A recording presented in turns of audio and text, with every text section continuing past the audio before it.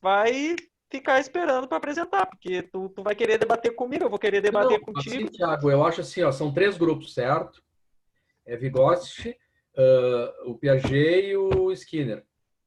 Um apresenta, o outro apresenta e o outro apresenta, certo? Tá, aí o professor tá ali, ouviu cada um. Mas depois tem que ter justamente isso. Tu tá com um Skinner, né? Então tu vai dizer que o caso ele se enquadra mais por Skinner, eu vou dizer que se enquadra mais por Piaget, nós vamos ter eu e tu uma contrapartida. Tu que eu digo o Skinner, né? Depois, igual o Skinner vão ser 3 contraposições. Mas acho que é por isso que o professor falou que é importante a gente saber as outras teorias também. Tanto quando você vai pegar os artigos, Aí eu, sim. eu encontrei nos artigos as outras também.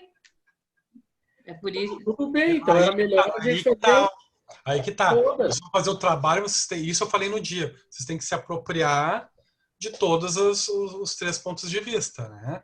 Para poder ter poder de argumentação. Para já preparando. Ó, por que, Então, que eu acredito o trabalho tinha que ser isso, os 3. Cada grupo tem que ver os 3, não é cada grupo um, entendeu?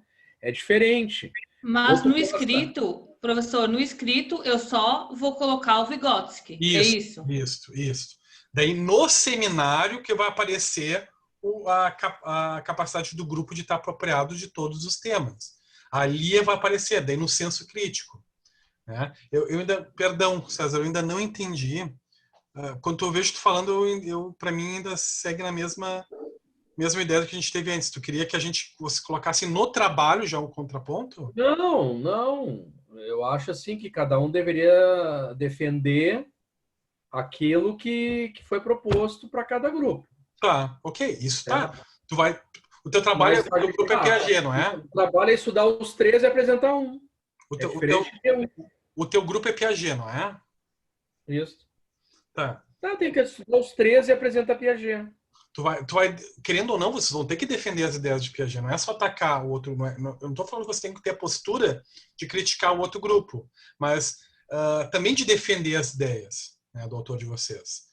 Por que eu acredito que Piaget, né, as ideias dele são mais importantes, né, e vão além de um processo de estímulo-resposta, de processo operacionista, né? Ou, por que eu considero que Piaget, as ideias construtivistas são interessantes, porém não pressupõem a importância do meio. E aí puxa de novo as ideias quem falou de Skinner para dizer, agora vocês estão falando da influência do meio, mas Skinner também trazia.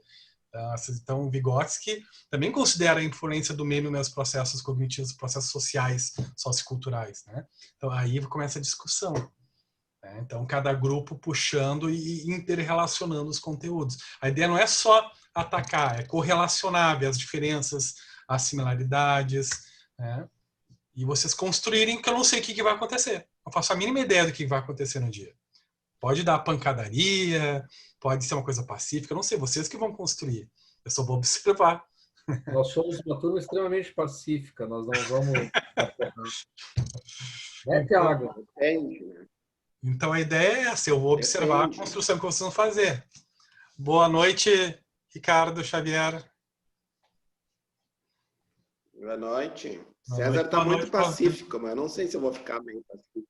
Sua bênção, querido sacerdote. Mas eu não estou muito pacífico, não, viu? O senhor nunca foi, né, Padre Xavier? O senhor nunca foi muito pacífico. Então, para ajudar nesse processo, já para começar a botar lenha na fogueira do que vai acontecer no dia 22, hoje eu vou trazer o construtivismo relacionado, né, a alguns aspectos do construtivismo na sua relação com a escola mais tradicional de ensino, mais antiga, mais ortodoxa, e depois ainda vou trazer uma crítica ao construtivismo. E vou deixar na mão de vocês. Eu vou trazer alguns pressupostos e vocês vão discutir se vocês concordam ou não relacionados ao construtivismo. Então já é ideia já de trazer essas reflexões aqui em aula. Né? E claro, por que eu eu trago o construtivismo, né? E por que a gente fala tanto? Vocês veem isso em psicologia da aprendizagem? Porque foi o início da proposição onde o indivíduo é o centro no processo de aprendizagem, né? É uma tese epistemológica que defende o papel ativo do sujeito nesse processo, né? De criação e modificações das representações, né, dos objetos de conhecimento. E isso é o que a gente tem, inclusive hoje em dia o que a gente tem mais de vanguardista considera esse processo, né, do sujeito como centro. Embora eu vou trazer algumas contraposições a isso hoje, né? Aquele senso e a própria abordagem cognitivo-comportamental considera isso, né? De que o indivíduo, as questões, os males, as dores, né? E tanto o nosso sofrimento quanto a nossa alegria, ela não advém dos fatos só, mas também, principalmente, da interpretação que a gente faz disso, né? Isso até até as proposições de Kant falavam sobre isso, né? De que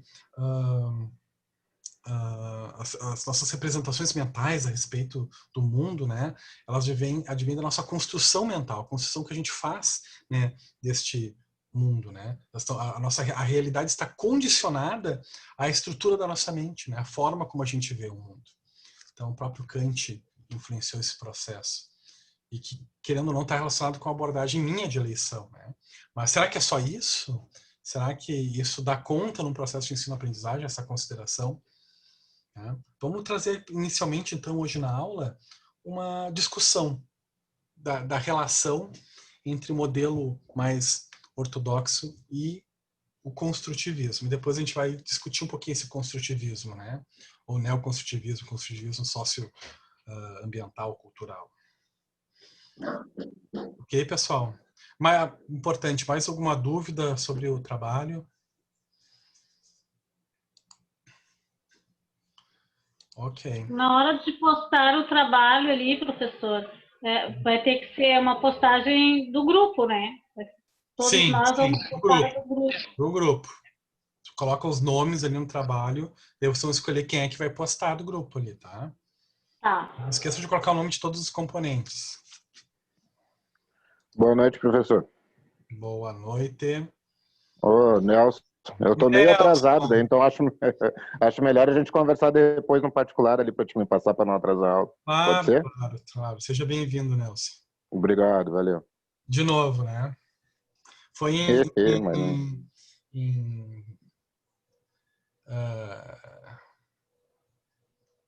neuropsicologia que tu teve aula comigo, né? Isso, aham. Tá. Tava tentando me recordar de onde que a gente teve essa caminhada já juntos. Tá. Então, pessoal, aqui tá uma apresentação, tá? Que é uma apresentação mais de discussão, tá? Eu quero que vocês fiquem bem livres para ir argumentando, dizendo se concordam ou não. Vão ter alguns vídeos que eu separei para ilustrar algumas modificações, né, dos modelos de educação mais tradicional, ortodoxos, né, e os construtivistas. Né? Quando eu falo de construtivista, eu considero pensadores, né, educadores, psicólogos, sociólogos da linha de Piaget, de Vygotsky, né, embora Vygotsky tenha uma diferença, né, importante para Piaget, né, na construção dessa visão de construtivismo. Modelos de educação tradicional e construtivistas.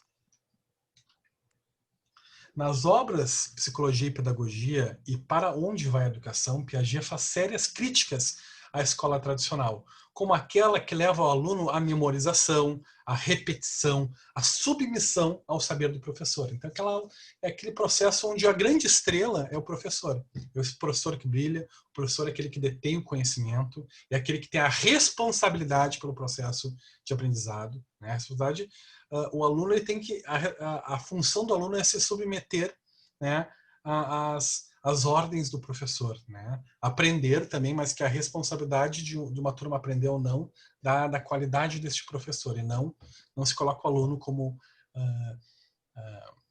protagonista neste processo, né? O aluno seria protagonista só quando as coisas não vão bem, mas daí não é responsabilidade do professor. O professor faz a sua parte. O problema é o aluno.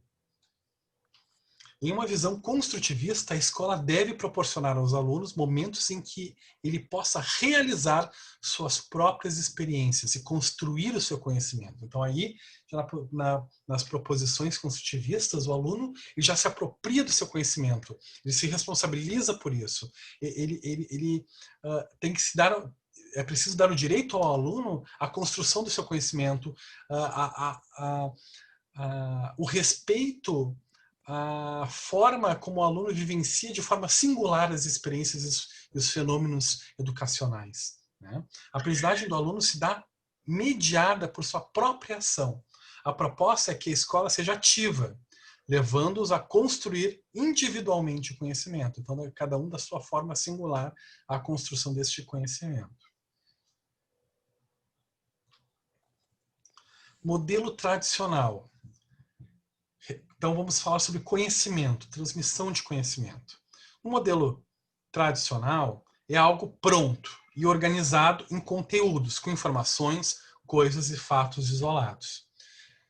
Quando eu falo assim, parece que a gente está falando de escolas de 1960, 1970, 1940. Não, se vocês forem ver, fazerem uma pesquisa cuidadosa, vão ver que tem muitas escolas que ainda seguem esse modelo. Eu não estou criticando, eu estou trazendo para vocês avaliarem. Vocês fazerem o julgamento de vocês, essas diferenças, né?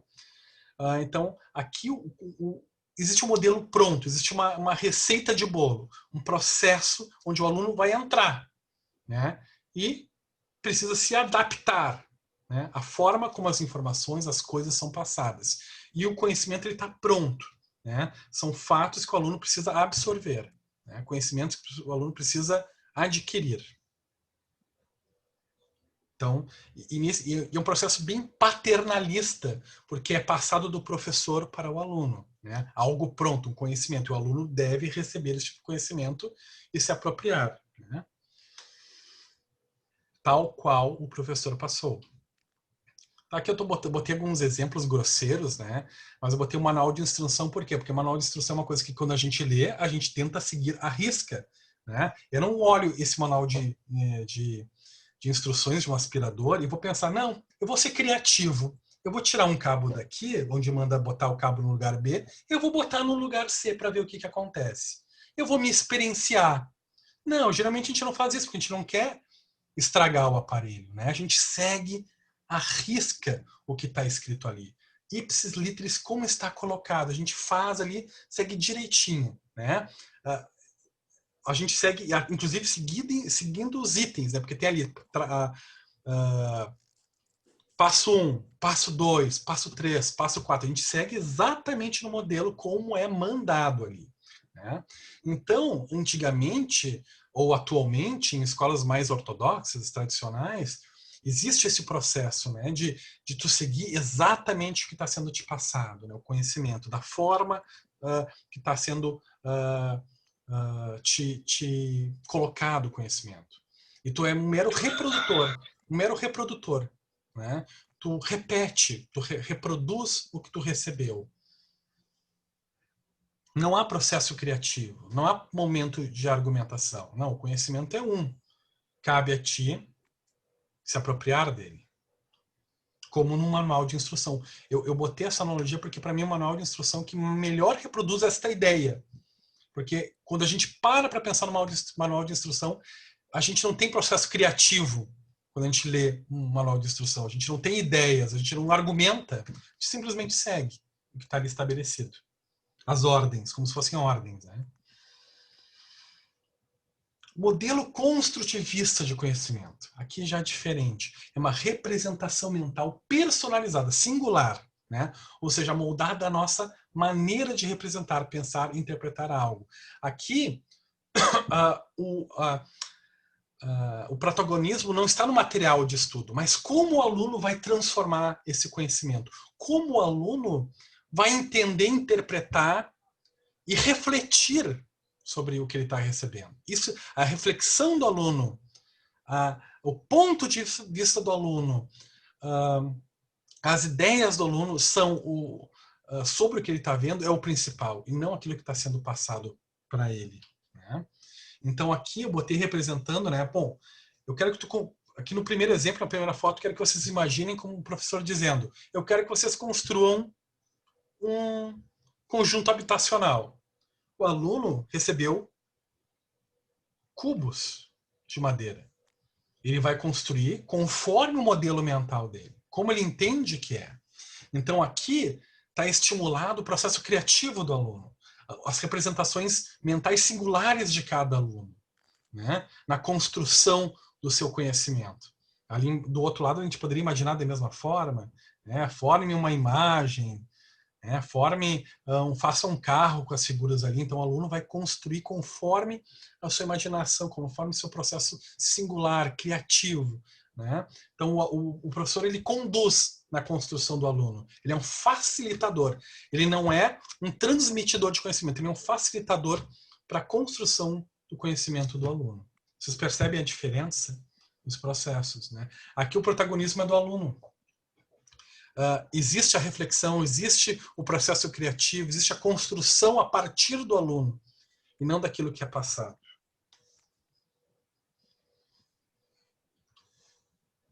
Modelo tradicional, ensino, dá-se pela transmissão de informações e técnicas, com ênfase maior nos fatos, é centrado no professor. Então, o professor é o protagonista, o professor é quem passa o conhecimento, né? É unidirecional o processo, do professor para o aluno. Aqui a gente vê livros de história, né? Porque antigamente, pelo menos quando eu estava fazendo a primeira experiência, então falando uma experiência pessoal minha para vocês, né? A minha primeira experiência com livros de história, eu tinha um professor, não me lembro do nome, mas ele passava, eu me lembro que foi na segunda série do ensino fundamental, antigamente era o primeiro grau. Ele passava para nós como fatos, ele não perguntava a nossa opinião. Ele dizia: quem descobriu o Brasil foi Pedro Álvares Cabral, né? Os jesuítas chegaram aqui para catequizar os índios, porque era necessário, porque era o melhor para o povo. E a gente aprendia assim, a gente não argumentava, a gente não refletia, era seguir o que estava no livro, né? E seguir com obediência ao professor. Não estou dizendo que devemos ser desobedientes ao professor, mas eu falo obediência no sentido de não contestação, sem espaço para crítica, sem espaço para eu poder argumentar, falar o que eu penso, o que eu entendo, né? Se eu concordo ou se eu não concordo. Eu me lembro que quando eu era pequeno, isso é uma experiência muito pessoal, daqui a pouco outras pessoas tiveram uma experiência diferente. Mas na minha experiência, discordar do professor nesta época era quase um sinal de desobediência, né? De rebeldia. Então eu não me sentia à vontade, os alunos não sentiam à vontade para isso. Inclusive um bom aluno nessa época, no meu ensino, que foi extremamente ortodoxo, extremamente tradicional, um bom aluno era aquele que seguia a cartilha, aquele que, né, entendia as coisas como o professor pensava, né?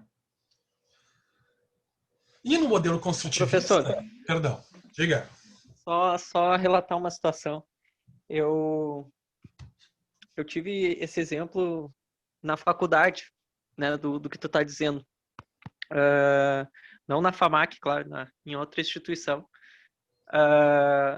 Eu fiz a cadeira de psicologia social com uma professora que ela estava dando aula, né, e se tu discordasse dela em alguma coisa, a fala dela era simplesmente assim: aqui dentro a tua opinião não importa. O que está sendo dito aqui é o que a psicologia social diz. E aí tu não tinha como contrapor em nada, tu não tinha como dizer nada, né? Porque como é que tu vai dizer alguma coisa, né? Então, eu tive esse exemplo já dentro de uma universidade, né? Uhum. Só queria trazer o relato aí, já que tu relatou da questão do teu tempo aí. Alguém mais já passou por uma experiência parecida com a do colega? Perdão, é o Thiago que estava falando? Isso. Eu tô começando já a associar a voz às pessoas. Coisa boa. Não, na realidade é o seguinte, isso aí na faculdade, né, que é uma prepotência do professor, né, Thiago?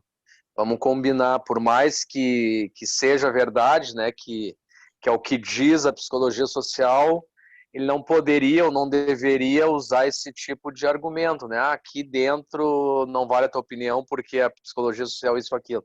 Mas eu me remetendo principalmente ao ensino fundamental e médio, era bem o que tu falaste, Luiz.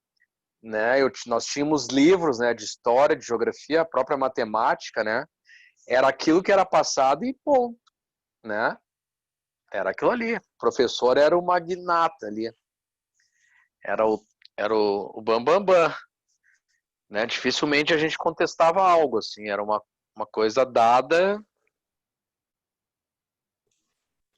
No colégio eu também tive essa dificuldade, ainda mais que eu tive dificuldade no processo de aprendizagem, então eu percebo assim, agora, como que faltou, como que era tudo imposto, era tudo muito certinho, né? Não podia ter, tanto que eu repeti algumas séries, tive alguns problemas, e como me faltou base, sabe? Porque não tinha esse pensamento de ir atrás das coisas. Não, estava escrito ali e acabou. Eu não construí um pensamento crítico. E eu sinto essa dificuldade até hoje de não ter base de algumas coisas. Porque o simples, o próprio decorar mesmo, não funciona comigo. É um contrassenso, né, nas próprias raízes epistemológicas da psicologia social. Porque a psicologia social ela nasceu da contravenção social, da crítica aos modelos sociais, né? Os próprios modelos sociais de Vygotsky, de Karl Marx, são extremamente contestadores de processos sociais vigentes de épocas, né, específicas da nossa história. Então, muito estranho, né, não se abrir, mas, claro, às vezes o professor ele teve um processo de educação de um determinado jeito que acabou gerando um aprendizado, né, observacional, um aprendizado social, né, que a gente chama de modelos mais rígidos, e a pessoa reproduz isso, né. Então, mas, enfim, para vocês verem como isso como isso não é o passado. A gente não está falando do passado e do presente. A gente está falando de modelos que ainda existem, né, que ainda estão em vigência. Ou em vigência em instituições, ou em professores, em formas de se passar, né? Então, por exemplo, eu sou uma pessoa que sempre tem que ficar me policiando. Por quê? Porque eu tive uma construção extremamente ortodoxa no meu ensino. E às vezes eu posso estar quase que reproduzindo isso. Né? Esses dias, e nós reproduzimos padrões. Né? Nós reproduzimos padrões. Então a gente tem que sempre cuidar. Isso serve para tudo. Né? Porque muito deste método, que nem tu disseste, tradicional, ele se enquadra bastante com behaviorismo, né? Naquela questão de existir, claro, um estímulo dentro de sala de aula e o aluno simplesmente tem que dar uma resposta. Né? Uma coisa assim bem fria. Né? Não vamos começar os debates, César. Não vamos começar os debates já, César. Tem que esquentar o que o professor colocou antes. Não começa. Mas o que o professor botou? Temos que botar lenha. Ele já estava botando lenha antes da fogueira. Tu já está começando a botar o meu Skinner para baixo. Não. Tu disse que tu estava pacífico hoje, não te entendi. Não, mas o padre me estimulou, né? Depois da bênção dele. Eu tô botando a culpa no padre. Claro, ele deu a bênção. Eu reavivei a minha fé hoje com a bênção que ele deu no início. Então, pessoal, a ideia é essa, a gente já começar a ir pensando, né? Que essa aula eu fiz já pensando nisso, de que fosse algo que já pudesse vocês já irem estimulando para o debate que a gente vai ter depois, tá? Então, aqui no modelo construtivista de ensino é o contrário, né? O aluno ele tem a proposição da busca, né, do conhecimento. E tem o rompimento do sistema paternalista, onde o aluno ele tem que buscar o conhecimento. Ele também é responsável pela sua construção. O aluno ele facilita. Ele está trazendo uma outra experiência própria, né? E é comum a gente nós termos lembranças, né? Eu me lembro justamente do momento na minha vida onde se rompeu o processo paternalista e inclusive nem sempre quando a gente é treinado de uma forma, a gente é habituado a um modelo tradicional, às vezes a gente até estranha quando a gente assume o protagonismo. Eu me lembro muito bem que eu tive um professor na psicologia que ele dizia assim, não, agora na aula de hoje vocês vão lá para a biblioteca pesquisar tal assunto. A gente se olhava, esse cara não quer dar aula? Esse professor aí tá ganhando de graça. Né? Esse cara... Assim é fácil ser professor, mandar os alunos para a biblioteca para pesquisar. Era a nossa conversa. Era a conversa que nós tínhamos. Né? Eu me lembro perfeitamente. Por quê? Porque nós éramos acostumados a entrar numa aula e absorver o conhecimento, né? E reproduzir. E esse professor dizia não. Ele dava uma aula e depois dizia... E era sempre assim, ele dava uma aula e depois da biblioteca. Uma aula da biblioteca. Depois ele mandava, dizia, vamos para a biblioteca pesquisar sobre o assunto. Outros atores, a gente, tá, mas peraí, que autores? Pesquisa, procura. Tem computador na biblioteca. Sai do quadradinho, ele dizia para nós. Enfim, daí hoje eu valorizo, né, a forma como ele trabalhava, porque depois que termina a universidade, tu tem que continuar te auto-atualizando, cabe a nós, né? E não é só na busca de pós, de especializações, não. No dia a dia, a gente está pesquisando um assunto, a gente vai lá, baixa artigos, né, vai em plataformas, né, de periódicos, vai procurar, a gente tem que estar sempre se atualizando, e isso cabe a nós. A gente não vai ter sempre do nosso lado sentado um professor passando conteúdo para a gente. A gente vai ter que construir, a gente vai ter que se atualizar e construir conhecimento através da nossa prática também. Porque com o tempo as pessoas vão mudando, os contextos históricos vão se transformando e a psicologia vai se transformando também. Então a gente tem, para a gente poder se apropriar também dessas mudanças, a gente não pode se ater aos livros só, né? Os mais antigos, embora tenham muitos conhecimentos que sejam bem universalistas, né? Então aqui como exemplo, né, de figuras para simbolizar, né, botei os alunos se apropriando, e hoje a gente tem muito isso, né, com a internet, a gente tem mais canais, a gente tem mais facilidade para ter acesso às informações, tanto as erradas quanto as não quero falar errada ou correta, informações científicas e não científicas, né, a gente tem tudo aí na internet. Então, a gente tem muito mais a nossa mão, né, a exploração, é muito mais fácil explorar o mundo, né? Nós como protagonistas nesse processo, através da internet, né? Ou ali na última figura, assim, eu botei para simbolizar a pesquisa de campo, quando tu vê o fenômeno se transformando no local, né? Não se ater ao modelo sala de aula, né? Eu sair e a campo, observar os fenômenos, né? Me instigar a procurar, né, fora do contexto, o conhecimento fora do contexto de sala de aula, de colégio, de universidade. Ô, Fernando. Diga, Nelson. Não, agora eu estava olhando essas figuras aí do slide e desse modelo construtivista, eu não sei se vem lá já desde uma abordagem humanista lá de Rogers, que falava lá que era uma abordagem centrada na pessoa, e daí nesse modelo aí onde o protagonista passa a ser o aluno, né? Eu acho que era mais ou menos como o Rogers falava que tinha que ser o modelo de aprendizado. Só que daí eu olho essas imagens assim, eu fico pensando que se tu for colocar no meio cultural, eu acho que era como o Vygotsky que falava lá, que era que tem a influência total da cultura, é difícil de tu colocar isso aí numa realidade do Brasil, assim, por exemplo, né? Onde, legal, quando tem uma internet ou quando tem outros meios, assim, mas e quando se não tem uma estrutura para se fazer tudo isso aí?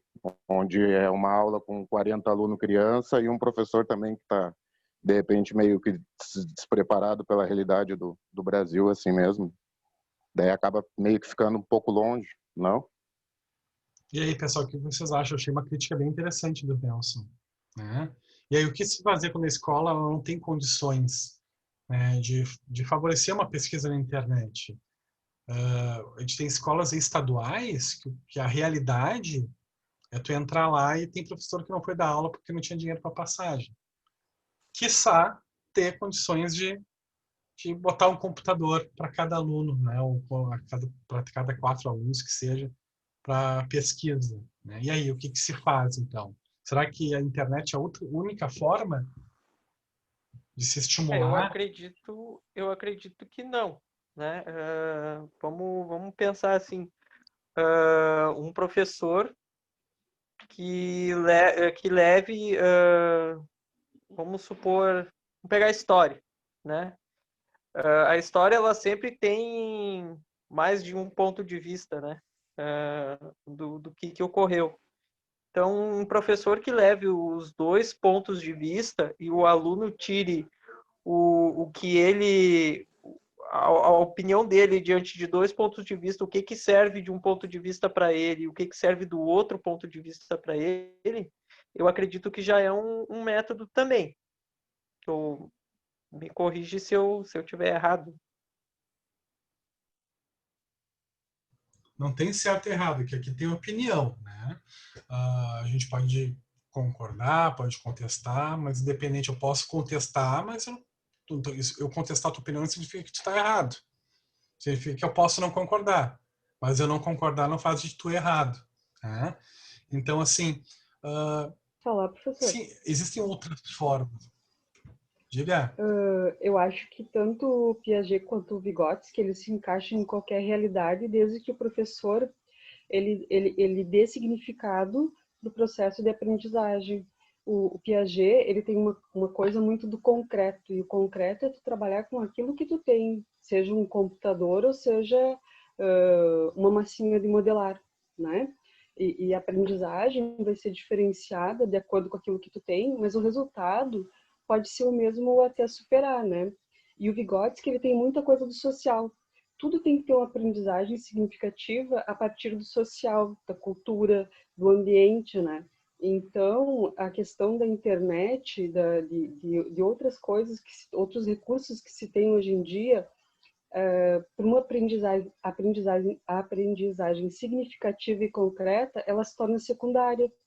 É sim muito útil a internet, ajuda a ter uma outra realidade, mas a aprendizagem que Vygotsky e o Piaget propagaram era uma coisa que partia mais do concreto, de cada realidade. E cada realidade vai ter as suas diferenças, a sua cultura, né? Então, nem toda cultura vai ter essa coisa da internet, né? Então, lá no interior do Nordeste, de repente não se tem internet e tem assim exemplos maravilhosos, né, de educadores, né? Tá aí o Paulo Freire também, que é muito abordado para lá, para o norte, para o nordeste, e tem exemplos assim riquíssimos, né? De uma cultura assim maravilhosa. O ensino para eles lá tem muito mais significado porque eles partem do real, do cotidiano do aluno, né? Sim. Não poderia... Oi, posso falar? Oi, é a Tayana. Não, então, eu estava pensando no que o Nelson falou. Quando eu estava lendo o slide antes da aula, eu pensei a mesma coisa na questão social, né? Por exemplo, aqui no Brasil, nós temos uma classe muito defasada que é os professores. Eu acho que eles... Não basta a gente ter um monte de teoria, os professores eles já não têm mais estímulos para ensinar, eles não têm vontade de ser mais criativos, eles não têm mais tempo para serem criativos. Às vezes não é só a questão da internet ou do acesso. Eu mesma estudei em colégio estadual e na minha época a gente não tinha o livre acesso à internet porque era muito caro, nós éramos da biblioteca tradicional. Mas eu tinha uma professora que era tão criativa que a gente particularmente tinha gosto por estudar física. Eu tenho pavor de física, mas na época as aulas dela eram uma atração. Ela levava os alunos para o pátio, ela criava experimentos, ela trazia a gente para aquele contexto. Mas também nós tínhamos professores que eram tão descontentes com a classe deles que não tinham a mesma vontade que ela. Eu acho que a gente tem esse problema muito forte no Brasil em relação às escolas estaduais, né? Que é os baixos salários, a toda a questão dos professores mesmo que não tem mais incentivo, né? Eu penso que os professores sofrem muito com essa questão também. Aí não fica só nos alunos, né? Os problemas dos alunos em si. Muito bem colocado, Tayana. Realmente. Então, assim, tentando fazer uma compilação do que os teus colegas trouxeram, né? claro, a internet é muito importante. É uma das formas de a gente estimular o protagonismo, a busca do conhecimento pelo aluno, né? Ele sendo protagonista nesse processo. Existem outras formas, estimular experiências em sala de aula, o aluno fazendo, participando, tu ia observar os fenômenos, sair na rua é de graça, né? Embora inseguro, hoje em dia é de graça, né? Tu tá estudando, vendo literatura, vendo arte barroca, leva o aluno para uma igreja, né, que tenha, né, a arte barroca na sua estrutura, enfim. Tem formas criativas, né? Tem uma biblioteca, estimula o aluno para ir na biblioteca, ele buscar, ele pesquisar um assunto lá. Tem várias formas de trabalhar isso. E por fim foi colocado nessa questão dos professores, né, da desvalorização, né, da classe, da baixa remuneração, e sim, isso impacta, né, na qualidade do ensino passado para o professor. É difícil tu trabalhar, às vezes, com fome ou tendo dúvidas se é isso que tu quer para a tua vida, pela falta de reconhecimento, de valorização, né? E aí também está o papel do psicólogo, de como é que a gente pode trabalhar para esse professor não se desmotivar, seguir sendo valorizado, né, no local de trabalho. Há formas criativas de tu trabalhar isso junto ao corpo docente. Então, muito bem colocado, professor. São questões bem importantes e que são bem atuais, né? Para o nosso contexto, né? Que não é a Islândia, não é a Suécia. E então a gente não tem condições ideais, né? A gente tem que buscar na nossa criatividade. César, tá aberto aí o teu microfone. É o César? Então a gente tem que buscar de outras formas, né? A internet é uma forma de tu estimular o protagonismo, a busca, a construção de conhecimento do aluno. Tem diversas, infinitas formas, né? Quando não tinha internet, como é que se fazia, né? Eu vou dar um exemplo que até faz parte, diria que até a escola tradicional estimulava, né? Mas que é um ponto de vista de conhecimento centrado no aluno, que é a feira de ciências, né? Eu, na minha escola, tinha feira de ciências. O que é a feira de ciências? O aluno escolhe um tema específico, vai lá, faz uma experiência sozinho, né? Busca conhecimento dentro do que viu em sala de aula, em física, em química, faz uma experiência e leva para esta feira para apresentar. Que é um exemplo melhor de ensino, de processo construtivista do conhecimento que esse. Né? E existia no meu colégio, né? Apesar de bem tradicional, tinham professores que estimulavam isso, né? E eu considero, assim, para não deixar sem nenhum comentário a respeito, embora eu não conheça a fundo Carl Rogers, né? A minha irmã é psicóloga humanista, mas meu conhecimento é limitado, né? Eu, quando tenho que falar sobre humanismo, eu geralmente convido um profissional. Mas o humanismo, ele é da escola, o Carl Rogers da escola americana humanista, né? Que é extremamente construtivista. Até quando tu fala o processo focado, né, centrado no paciente, é um processo onde tu dá o protagonismo pro paciente. Os grupos humanistas, eu tive uma professora excelente, que era Gisele Monza, né? Ela sempre falava que nos grupos terapêuticos humanistas, o psicólogo ele é um mero facilitador. O protagonismo é o do grupo de pacientes, né? Então, pelo pouco que eu sei e o pouco que eu possa acrescentar a essa tua dúvida, né, e daí cabe uma pesquisa, né, é que, claro, o Carl Rogers é de uma escola construtivista. Eu entendo também que os preceitos, a abordagem humanista pelos seus princípios, né, ela namora com o construtivismo. Pela sua própria abordagem, né. Mais que isso eu não poderia te acrescentar, assim, o meu conhecimento realmente é bem limitado na abordagem humanista. Mas eu posso pesquisar e trazer para vocês daqui a pouco, né? Pode até ser uma aula essa, depois de chamar um profissional desta área para falar como é que um psicólogo com essa abordagem entende os processos escolares e educativos. Pode ser, eu vou anotar aqui. 2 segundinhos. O que eu coloquei só o que é o quanto é difícil, né, que tu implantar um modelo construtivista aqui no Brasil é totalmente diferente de tu implantar na Suíça, por exemplo, né? E não estou colocando que bem capaz que tem que ser um modelo tradicional assim, mas eu digo o quanto que é difícil com realidades diferentes, né? Claro, claro. E lá na Suíça vai ter as dificuldades inerentes da cultura deles. Isso Na mesmo. Suíça, talvez as crianças elas tenham, por exemplo, tu vai na Alemanha, lá o povo ele tem uma característica, embora seja um pouco mito, né? Mas tem uma cultura um pouco mais fria na expressão das emoções. Então, assim, eles têm um ponto de vista crítico muito forte, mas na hora de colocar o que eles sentem a respeito, se posicionar com relação às suas emoções, pode ser diferente de nós, né? Nós temos mais facilidade para falar sobre como é que a gente sente, como é que os processos educacionais impactam nas nossas emoções. Povos que têm culturas mais fechadas, mais frios, enfrentam outros tipos de dificuldades que nós não temos, né? Então, às vezes a gente também, eu não tô dizendo que não seja uma educação mais, um processo mais avançado do que o nosso, mas eu diria assim que cada cultura enfrenta suas próprias dificuldades inerentes da sua localidade, da sua temperatura, da cultura, né, do povo, da história cultural, né, na qual ela está inserida. Então, por exemplo, perdão, eu não se lembro agora se é Dinamarca ou Noruega, que estava enfrentando uma onda de suicídios, né, dos alunos, né, em idade escolar, né? Então era um tema muito abordado nas escolas, era uma onda muito grande. Depois até vou pesquisar se era Dinamarca ou Noruega.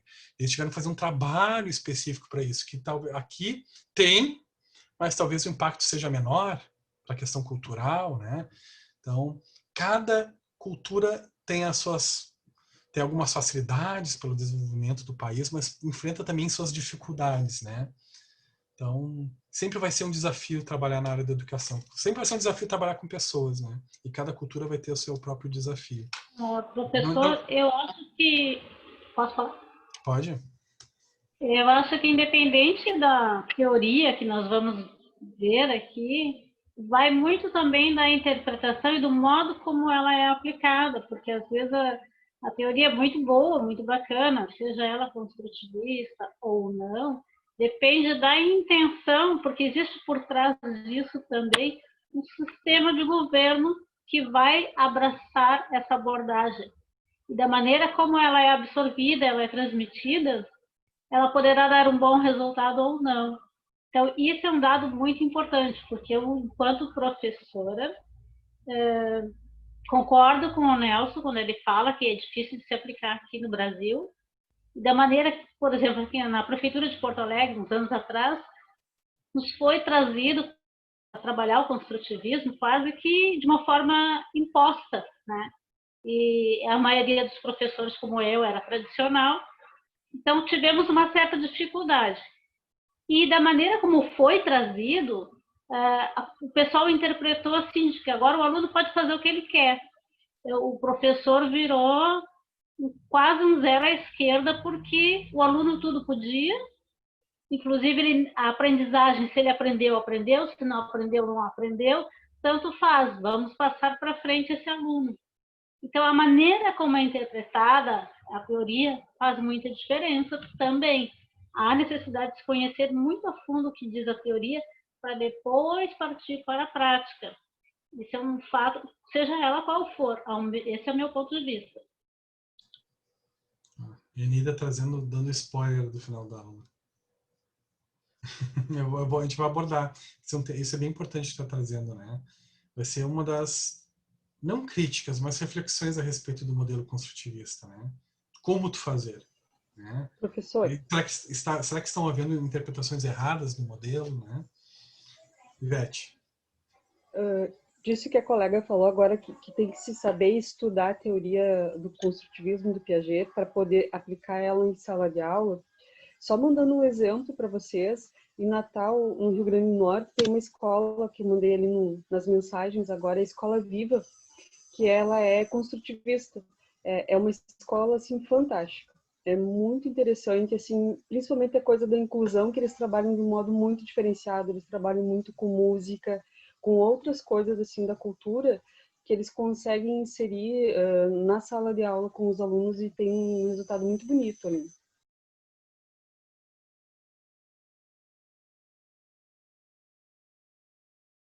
Bem interessante. Hein, prof? E aí, E, pessoal? professor, ouvindo os colegas falarem, né, assim, até me veio uma reflexão, assim.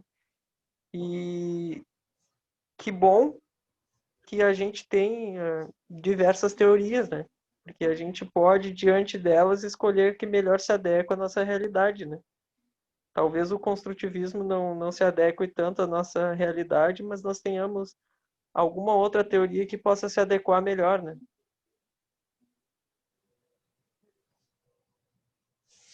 Tiago, eu vou na linha da Ivete, na primeira intervenção dela, ela fez uma agora em cima do que a Eneida comentou, mas eu acho que essa questão é muito social, né? Se tu pegar pro Porto Alegre, eu já fui voluntário na escola Ana Nery, ali no Lindóia. É uma escola de nível social baixíssimo. E se tu pega um Rosário, né, um Anchieta da vida, a própria instituição São Francisco, onde a minha filha estudou. Então, é muito difícil, né, a gente estipular uma forma de aprendizagem sem considerar o aspecto social, né? Porque o tecnicamente correto seria cada professor conseguir o seu máximo, né, de passagem de conhecimento com aquilo que tem. Como a Ivete falou, lá no interior do Nordeste, né, em cidades do sertão, ou seja, se pegar só Piaget com o Vygotsky, tu vai ver que um aborda essa questão social como relevante, né, e outros, não, se tu tem isso, tu tem que dar jeito com isso, entendeu? Então essa é a questão importante que eu vejo, assim, o professor Com certeza, conseguir César. entender, né, o que ele tem na mão para poder trabalhar, porque se uma escola tem uma sala de computadores onde cada aluno de 2 em 2 tem um e eles possam fazer as pesquisas, ótimo. De repente é com cartaz, de repente é com massinha, de repente eles vão para o jardim, né, fazer técnicas agrícolas, né, plantar uma árvore, ou seja, enfim, ele tem que fazer a aprendizagem com aquilo que ele tem, né, considerando o aspecto social como relevantíssimo. E o César, dentro do que tu trouxe também, eu trabalhei acho que um ano ou dois de monitor de voluntário no projeto OLPC, não sei se alguém já ouviu falar, One Laptop per Child, que é um laptop por criança. Eles eram os notebooks, né, aqueles desenvolvidos para a educação, né, exatamente para isso, né, era um projeto da URGS em parceria com o governo federal, né, e era exatamente essa a metodologia, de que os alunos buscariam o conhecimento, né, o professor estaria ali para orientar. E é uma escola que, claro, não tinha recursos nenhum. O próprio diretor da escola que buscou do bolso dele para botar roteador de internet dentro da escola, né, e para poder participar do projeto. Mas eu acredito realmente que vá muito dos profissionais também que estão ali, né, se estão dispostos a isso e se realmente se estão dispostos e se tem capacidade para isso, se tem conhecimento para isso, né, também para trabalhar com isso.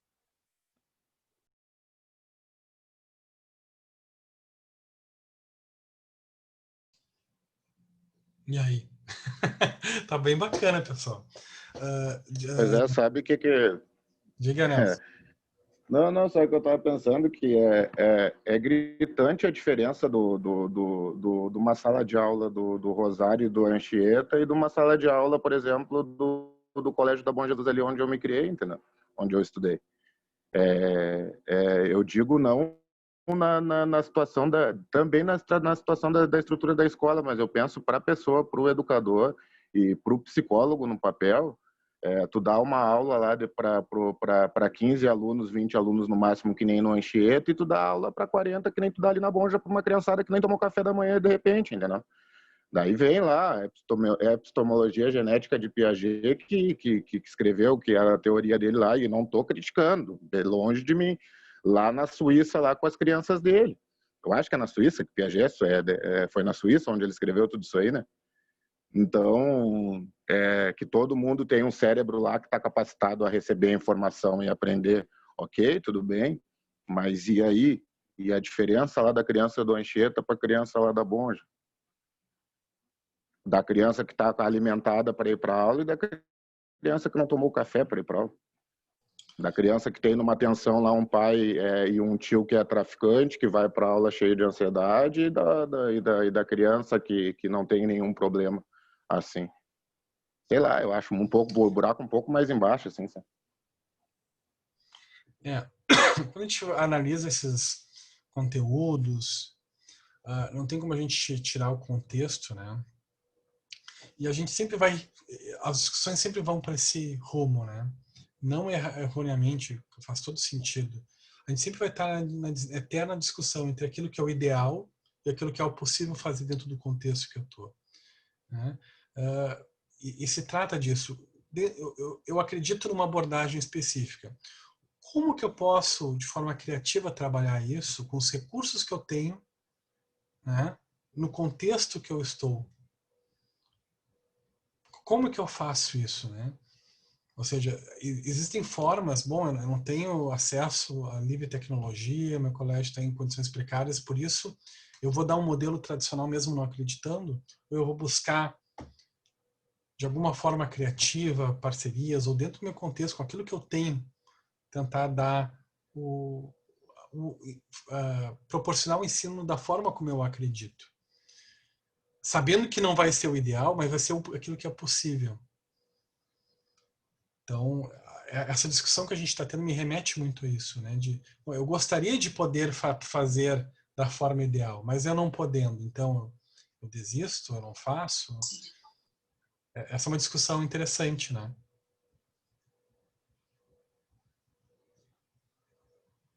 Alguém ia falar? Eu vi alguém liberando o microfone.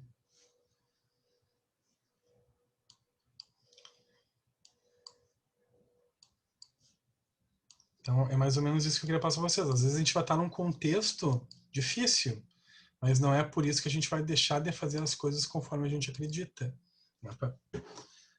Né? Existem formas criativas de a gente trabalhar. A gente tem que buscar recursos, parcerias, né? E trabalhar com aquilo que a gente tem, mesmo sendo longe do ideal. Mesmo sendo num país onde a educação historicamente não é valorizada. Os professores não são valorizados. Né? Onde a ciência, onde a pesquisa não é valorizada. Daí como é que a gente faz? A gente se muda de país, como muitos fazem, e eu não critico. Todo direito. Não faz. Cada um tem o seu direito. Ou a gente fica aqui e tenta transformar. É uma luta inglória, difícil, mas que, né, é uma opção. Que também não faz de ninguém mais nobre do que outra pessoa. É aquilo que a gente acredita. Então, ficar no Brasil é esse dilema. Eterno dilema entre o que é possível e o que é o ideal. E geralmente a gente faz o que é possível.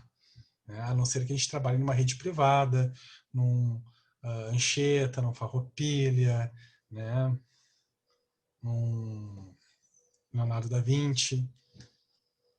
Então, daí é um contexto diferente. Daí a gente pode trabalhar com aquilo que é o ideal, né? Mais próximo do ideal. Mas essa não é a regra, é a exceção da regra, né? E ser psicólogo nessas instituições é trabalhar, ter essa concepção dos professores, né? Ter o entendimento de que o professor, às vezes, ele entra na instituição achando que vai ter todos os recursos possíveis e nem sempre vai ter. E vai se frustrar. Então, o papel do psicólogo é também de estimular que o professor entregue o seu melhor com o que tem no contexto em que ele vive. Né? Não deixe de acreditar naquilo que ele acredita pela falta de recursos, que ele busque alguma forma de contemplar de uma forma criativa. Né? Eu sei que cada um aqui tem o seu ponto de vista, isso é ótimo, né? Mas, assim, essa discussão me trouxe muito essa questão, né? A gente está discutindo muito aqui a questão de recursos, da aplicabilidade, né? Essa é uma discussão que é importante, que é pertinente.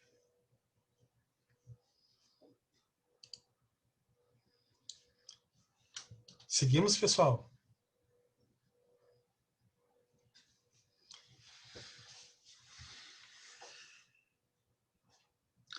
Modelo de aprendizagem.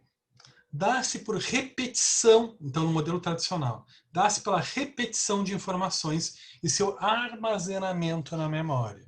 É processo de repetição, ou processo mnemônico, de fazer associações mais para decoreba, né? ênfase em respostas certas, não incentivando o aluno a pensar e raciocinar. É o processo objetivo, em contraposição do dissertativo, ou dissertativo a serviço de uma resposta que tem que ser única, né? Que não tem o justifique sua resposta, não tem o reflita sobre o assunto. Não, dê a resposta correta. Sim ou não, certo ou errado. Né? Onde a resposta tem que ser uniformizada. Existe uma verdade, uma forma de se entender esta realidade, e não formas singulares de cada aluno, né? Interpretar esta realidade. Né? Isso é desconsiderado. Aqui eu botei uma charge que tem muito a ver, né? Para uma seleção justa, todos farão o mesmo exame, escalar aquela árvore. Então, o processo de ensino é o mesmo, ele desconsidera a singularidade de cada um que vai realizar. Né? Tem pessoas que vão ter mais facilidade, outros não. Né? Pobre do peixinho, né? É. E do elefante. O elefante seria como o Inter na liderança do Campeonato Brasileiro. Ele pode até subir lá, mas a gente sabe que vai cair. Eu comprando inimizades de forma gratuita no grupo. Por que eu faço isso comigo? Vamos lá. Aqui alguns exemplos, né, do processo. Faz parte do conteúdo, professor. Faz parte. Tem, professor. Não faz parte do conteúdo. O Padre Xavier. Não me lembro Piaget ter falado sobre isso. Padre, né? Xavier. Não me lembro Piaget falar sobre isso. Padre Xavier. Então, pessoal, aqui alguns exemplos, né, a tabuada que muitas vezes é passada de uma forma decorada, né, para os alunos, e funções de física, né, de fenômenos físicos, às vezes a gente cria um macetezinho, né, com uma leitura ao contrário disso de atenção, você, Sônia, sinaleira, você pode fazer uma associação, posso criar agora, né, para decorar isso, que eu não entendi, mas eu decorei. Eu fiz uma associação. Né? Isso é entender, isso é se apropriar dos processos, bom, daí cabe cada um julgar. E o modelo construtivista, que dá-se pela oportunidade do ato de pensar e raciocinar e pelas descobertas realizadas pelo aluno. É um processo prazeroso e autêntico. Então, por exemplo, aqui a gente se interessa pelo que o aluno pensa sobre o que ele está aprendendo. O aluno tem direito de fala, tem lugar de fala, para expressar seus sentimentos, o que pensa e concorda, se não concorda, né? Botar o seu ponto de vista, o que para ti pode ser um 6, para outro pode ser um 9, dependendo do ponto de vista, do lugar que está, da condição social que está. Né? Pode ter uma concepção diferente. E um processo singular. Eu posso querer aprender a tabuada, mas eu gosto de futebol, então eu vou fazer a relação com o número de títulos dos times, porque isso me interessa. Isso faz sentido na minha vida. A Bhaskara não faz, mas os títulos dos times fazem. Então, nesse contexto, eu quero aplicar, quero estudar de uma forma que faça sentido para mim, que tenha representatividade, que seja contextualizado ao meu estilo de vida, né? Que faça sentido para mim. Professor do modelo tradicional, e aqui muito cuidado, né? Eu não estou falando que eu vou trazer alguns exemplos negativos, mas isso não significa ser professor do modelo tradicional não significa necessariamente ser um mau professor. Tá? São estilos diferentes. Gerenciador da aprendizagem do aluno e inibidor de sua capacidade intelectual, muitas vezes oferecendo respostas prontas. Então existe uma tendência, né, nesse modelo tradicional do professor ele não estimular o pensamento crítico, a reflexão do aluno. Né? Então o aluno ele é um simples repetidor, reprodutor das ideias do professor. Então, o professor se sente como gerenciador da aprendizagem. Cabe a ele determinar o que o aluno deve saber, o que o aluno deve pensar, o que o aluno deve avaliar sobre o conteúdo.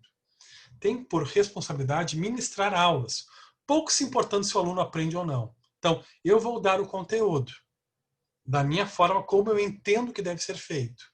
Eu tenho a minha didática. Agora, se o aluno vai aprender ou não, é responsabilidade dele, não tem compromisso com isso.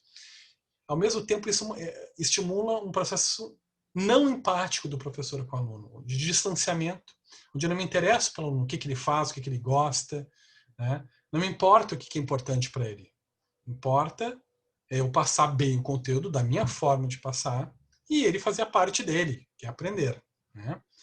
Tenha antipatia para com os erros e a falta de tolerância com o erro. E essa falta de tolerância com o erro vem do processo narcísico de que se o aluno não está aprendendo, a culpa é dele. Eu não posso reavaliar meu método. Eu tenho meu método, eu não vou contextualizar, eu não vou singularizar o processo. E se o aluno não conseguir aprender, eu vou me irritar com isso, porque eu estou fazendo a minha parte. O aluno precisa fazer a parte dele. Se ele não faz, eu me irrito. Eu não tolero este erro, porque eu estou fazendo tudo direitinho. Se tem um aluno que entendeu, todos os alunos têm que entender.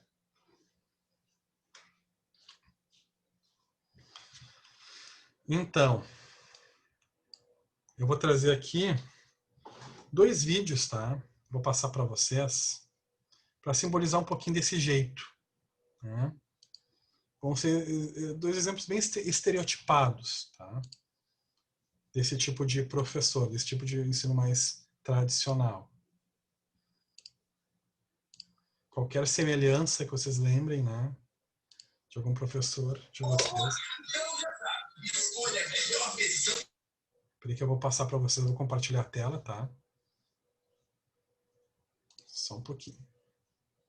Aqui não é professor, aqui é uma passagem de um filme que para mim me lembrou isso, né? Até ficou bem famosinho na internet esta passagem aqui de um livro com John Wayne.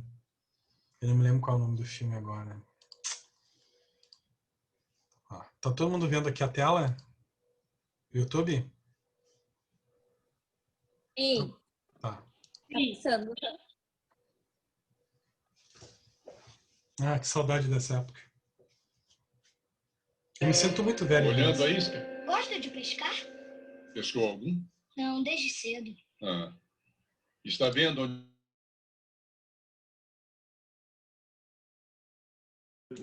Professor, quando você tira o som do YouTube também. Quando corta o som. Olha aqui, meu amigo. Eu sempre quero a sua opinião, mas não tenho permissão para ir para o outro lado. Por que não? Eu não sei nadar. Não sabe o quê? Eu não sei nadar. Quantos anos tem? 6.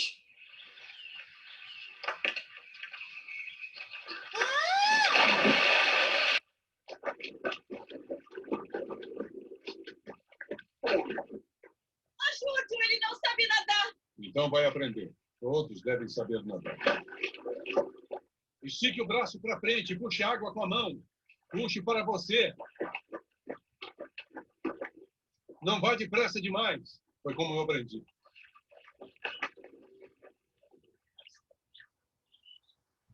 Eu consegui, Beraldo, eu consegui. Bom. Mas como é que ele vai voltar? Nadando. Ele pode até se afogar. Então você vai lá e pega ele. Mas eu também não sei nadar.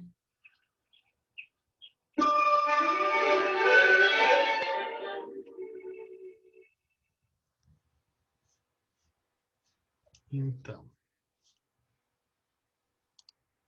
É engraçadinho, né? Mas aí tem uma crítica, né? Foi assim que eu aprendi. Daí tu joga a criança. Se ele se afogar, não, ele tem que reproduzir. É assim que é o certo, né? Bom, o filme mostrou a criança aprendendo, até porque esse filme é de uma época onde se reforçava esse tipo de ensino, né? Onde isso era o correto. Então, claro que o filme não ia mostrar a criança se afogando e o cara olhando, né? A criança se afogar. Mas o que isso faz vocês pensarem, né?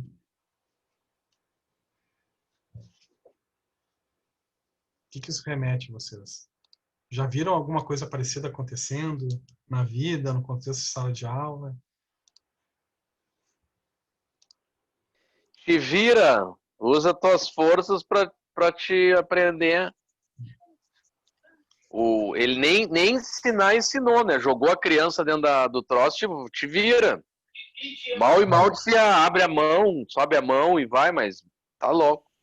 Arrogância, prepotência. Sim, nem querendo saber se o guri se afoga.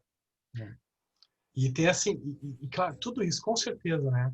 E para mim o que mais chamou atenção foi eu aprendi assim, né? Então, eu tô passando o meu modelo para ti. E é o jeito certo. Não interessa se tu tem dificuldade, se tu, né, tu é diferente de mim, se tu tem algum, enfim, se tu tem uma dificuldade inerente, né? Se tu não aprendeu, nunca teve contato com a água, enfim, isso não importa. Importa que eu aprendi assim, tu vai reproduzir. Porque esse é o jeito certo. Existe o certo e o errado. Tu vai fazer do jeito certo. Né? Eu vou passar o outro. Perdão, diga. Deixa eu só comentar, né? Porque assim, ó, professor, eu tenho déficit de atenção desde a infância. Então, eu tinha hábitos que me ajudavam a estudar, que, por exemplo, eram cores de canetinha, marca-textos. E eu nunca me esqueço, foi muito traumatizante. Então, eu usava muitas canetas enquanto eu copiava a matéria, enquanto eu fazia. Isso, obviamente, me atrapalhava um pouco na questão rapidez, né? E uma professora me deu uma bronca na frente de todos os meus colegas, dizendo que eu demorava para copiar os assuntos porque eu ficava decorando o meu caderno. E eu lembro que eu devia estar aqui na 6ª série, 5ª série, eu fiquei com vergonha dos colegas, eu não sabia mais o que fazer, eu me desestruturei completamente com aquilo. E isso foi horrível para mim, assim, porque era a forma que eu tinha de estudar, era pintar palavras, fazer linhas, e por causa do meu transtorno, né, por causa do meu déficit, né. E ela foi muito rude comigo, assim, na frente de todos os meus colegas. Eu fiquei péssima, aquilo me marcou até hoje, assim. Eu lembro o nome dela até hoje. Te marca, né? Ah, horrível. Uhum. Esse processo de querer encaixar os alunos em modelos, né, de não singularização, gera muitos traumas no processo de ensino-aprendizagem para quem é diferente, para quem, né, pensa ou é criativo, né, ou tenta mudar, opinar, criticar essa forma de processo, né? Porque não tem lugar de fala quem pensa diferente, quem é diferente, né? Esses modelos. Então, muitas vezes são taxados de maus alunos, desobedientes, né? de desatentos, relaxados, né? Então, eu vou compartilhar com vocês uma vivência que eu tive. Eu quando era eu estava no jardim, né? Era lá no colégio, não era São João, nossa, agora me fugiu o nome. Dom Bosco, no Dom Bosco. E era festa de final de ano. Eu lembro que era uma festa de Natal, lá que estão os pais, tudo, né? E daí pediram que nós, alunos, cortássemos os copos plásticos esses, de repente a gente ia cortar para ajudar a gente entrar abanando, assim, mexendo, e a gente ia enfeitar também, né? Os cenários ali, né? Para quando os pais estivessem lá. E eu me lembro que eu estava cortando os copinhos e eu nunca tive muita coordenação, né? Eu nunca tive a minha coordenação fina, né? Ela não é muito boa. Eu comecei a cortar os copos tudo diferente. E daí eu me lembro que a professora passou por mim, olhou assim e falou: Luiz, o que tu tá fazendo? Ah, professora, eu tô cortando os copinhos. Ela, mas tá tudo errado. Tá uns mais largos que o outro. Esse aqui tu cortou a base. Eu, professora, desculpa. E eu comecei a ficar tão constrangido que ela ficava andando e me olhando. Daí eu me lembro que eu fiquei tão mal, mas tão mal, que numa atitude desesperada, impensada, né? Eu peguei os copinhos e comecei a botar tudo dentro das calças. Sabe? Tudo dentro da cueca ali, enfiando, comecei a enfiar, que eu fiquei com um negócio gigante, assim. E quando eu levantei ela, Luiz, o que é isso, Luiz? Eu tava com a cintura toda cheia. O que eu fiz, né? O que aconteceu ali? Eu tava com dificuldade para fazer aquela atividade, porque eu não tinha um bom treinamento, né? Em motricidade fina. Minha motricidade fina não era talvez tão boa quanto a média dos alunos. E eu me senti cobrado a ser igual aos outros. E me senti observado e julgado. E daí, no momento, claro, de muita imaturidade, né, e de desajuste, né, porque eu muito pequeno, não consegui lidar bem com a situação, com a crítica, eu tentei esconder aquilo, porque eu me sentia envergonhado pela minha produção, por ela ser diferente da dos outros. Então, nós passamos, às vezes, por isso em modelos mais tradicionais, quando a gente é diferente em algo, quando a gente destoa da consonância do grupo, né? E como é difícil isso, como isso pode ser traumatizante. Eu me lembro também dessa professora, não me lembro do nome, mas eu me lembro das feições dela, assim, ela braba me olhando, né? E eu me lembro que foi extremamente ruim, a minha experiência foi péssima. A gente foi para festa lá com os pais, e eu me senti mal todo o processo, né? Toda aquela vivência. Eu me lembro como um dia feliz na minha vida, né? E ela me botou em recuperação em educação artística, mas faz parte. Faz parte. Então nós temos vivências assim, não são incomuns, são mais comuns do que a gente imagina, né? Eu vou mostrar um outro vídeo para vocês, tá? Vou compartilhar com vocês.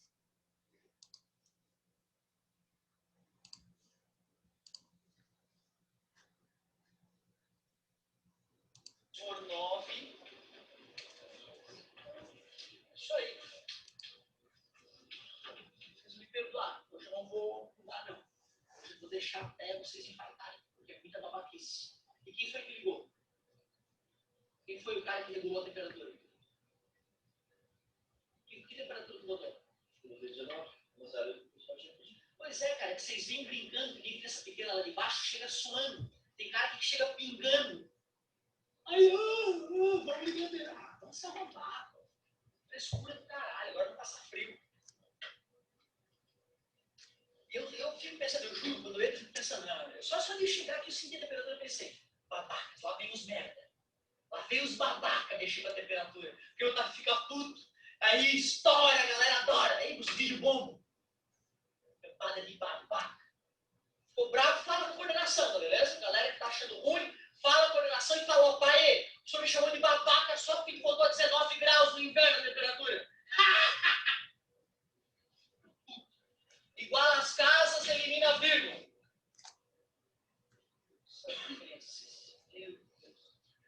Aí, beleza, uhul! Aí vamos lá, show de bola. Aí dá 7, né? Dá 63, sobra 45, vírgula abaixo do zero. Quanto uma vez eu falei de temperatura para vocês? 24, ainda falei que era o número do amigo. Ó, 24, número do amigo, lembra? Da próxima vez lembra, porra.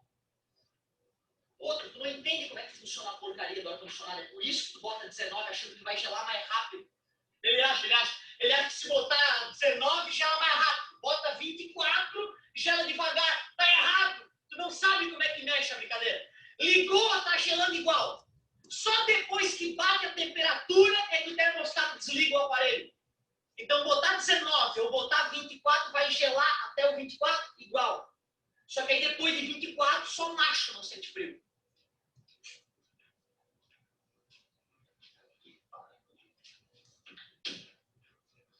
Mas assim, eu tenho orgulho de falar para vocês o seguinte, Carol. Ano que vem, eu só vou dar aula de física para vocês que vocês vão terceiro ano. Certo? E eu juro, cara, eu vou reduzir minha carga horária bastante no colégio ano que vem. E sabe, eu estou tendo o meu melhor terceirão de todos os tempos. Eu nunca tive um terceirão tão foda no Santa Catarina. Eu percebo que esses anos que eu derramei suor em cima desses caras, coitados, me aguentaram, física, matemática, sei lá quanto tempo, valeu a pena. Eu espero no fundo do coração não me decepcionar com aqueles que ficarem aqui para serem tão guerreiros quanto esse terceirão está sendo. Porque a ideia é sempre melhorar. É sempre melhorar. Mas eu percebo, e vocês me fizeram acordar isso, que não dá. A relação fica muito desgastada quando a gente se dedica muito, quando a gente passa muito tempo junto. Portanto, ano que vem eu não trabalharei mais com física e matemática. Vou voltar só com a minha físicazinha, e vão começar a ganhar dinheiro com a internet, mesmo que é a única forma de financiamento desse país. 7,5, mas vocês é que me fizeram amadurecer e perceber que não dá para dar aula de física e matemática. E se eu sentir que ficar muito pesado, eu vou pedir para o colega para me liberar dessas aulas de matemática do meio do ano em diante. Eu sinto que vocês estão meio, estão sentindo meio, o fato de me ver muitas vezes por dia, por semana. Prometo que eu vou resolver isso, galera, o quanto antes. Então, ó, 7,5 graus Fahrenheit, e como Celsius, e como Celsius e Kelvin variam igual, esta é a outra resposta. Ó. Não se esqueçam, tá? Eu me senti provocado com a porcaria da temperatura. Tá bem claro, tá beleza? Eu me senti provocado. E vou repensar nosso relacionamento no meio do ano em diante. Eu já falei para vocês, né? Não é pela grana que eu estou aqui. Eu expliquei isso para vocês. É pelo amor de dar aula. A grana que eu ganho aqui não compensa o esforço que eu aplico a vocês. A gente vê o amor de dar aula. Que loucura, que doença. Eu fiquei comovido. Então, pessoal. E aí? A ideia aqui não é só criticar o professor, a gente também não sabe o que está acontecendo, né? Que condições os professores estão, né? A briga por causa do ar-condicionado, tudo isso que ocorreu, né? O que está acontecendo com o professor, né? Talvez esse professor precise de atenção também. Mas, claro, que a gente está avaliando esse processo com foco num ensino mais tradicional, né? Onde o professor ele é o dono do poder, onde ele fala o que quiser. Não precisa, quando ele fala, ele até teve um processo de ensino ali com os alunos, dizendo, olha, não adianta tu botar no 19, botar no 24, ele vai chegar no 24 e vai parar, né? Mas ensinar humilhando o aluno, fazer essa entrega não empática, né? Então, complicado, né? O que vocês pensam sobre o que vocês viram ali?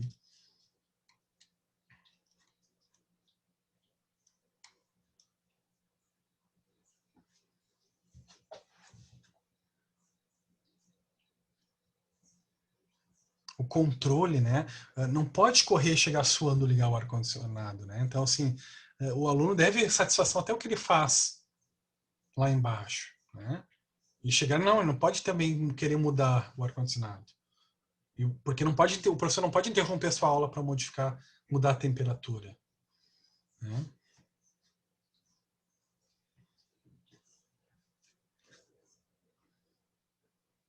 Até tu vê uma estruturação até machista na fala dele quando diz, porque tem que ser macho para não mudar a temperatura, né? Então, até essa estruturação de formação de pensamento mais patriarcal e machista também embutida aí, né? Embora eu creio que ele não tenha falado, e acredito, né? Não sei, mas acredito que não tenha falado isso pensando em ser machista, mas aí tem uma questão de machismo estrutural, né? Que todos, por exemplo, na minha época, que tive uma criação extremamente machista, temos que nos controlar e cuidar o tempo todo, nos vigiar, né?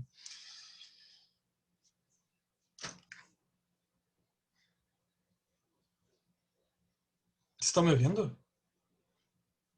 Tá. Estamos sim, professor. Tá. E aí? Eu concordo plenamente. Achei ele arrogante. Em primeiro lugar, ele poderia fazer uma demonstração a respeito do assunto. Ele que está dando uma aula ali. Ele poderia fazer uma votação, ele poderia praticar uma outra maneira, né? De colocar a mesma situação.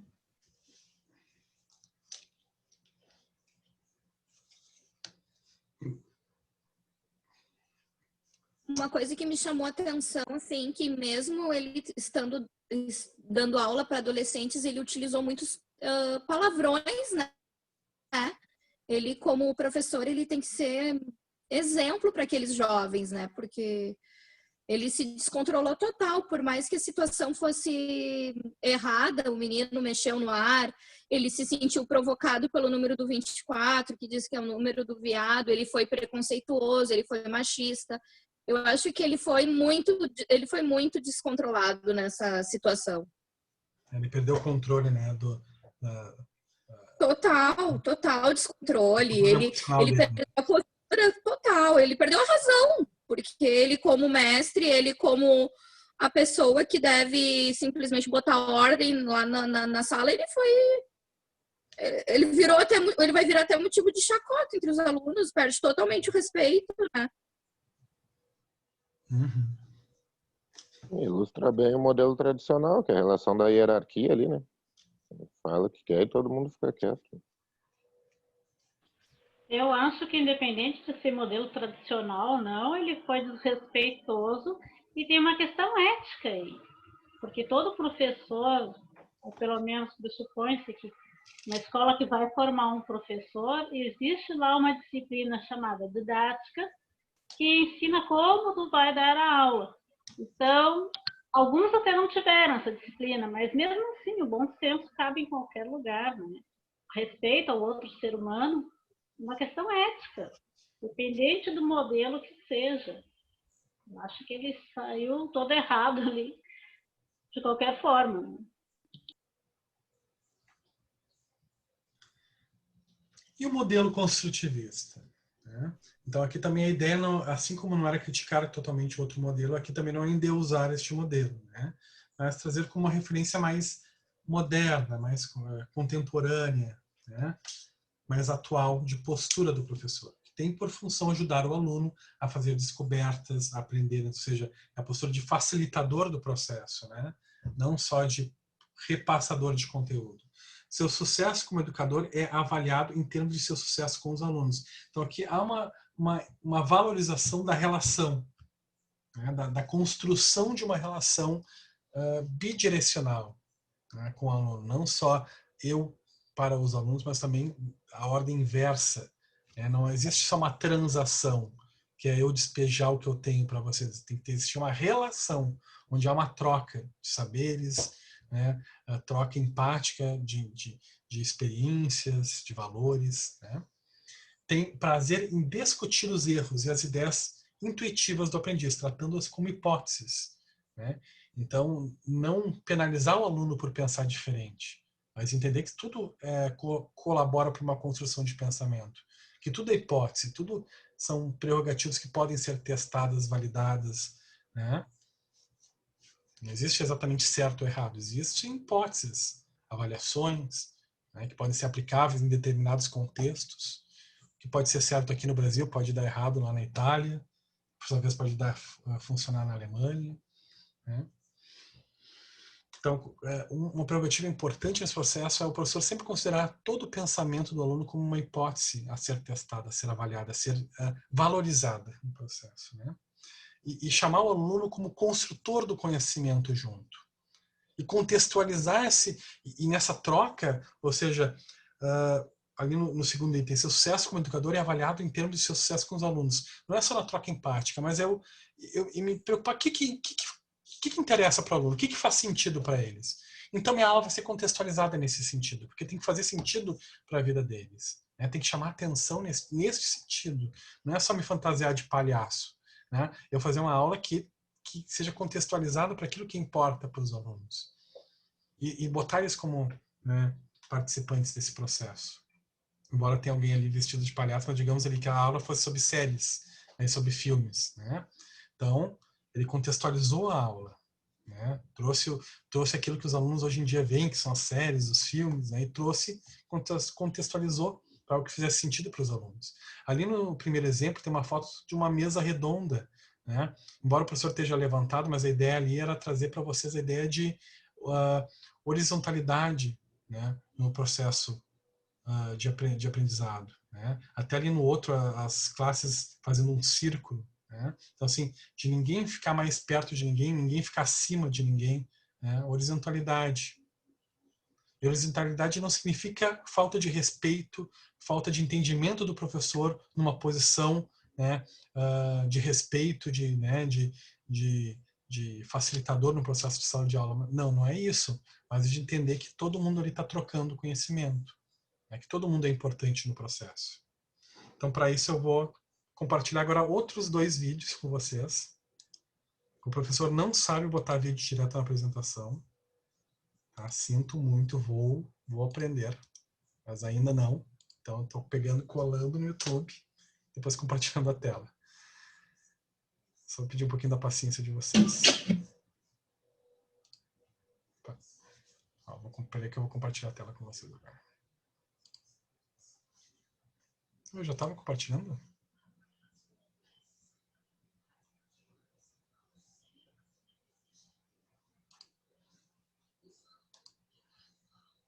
Tá, vamos lá.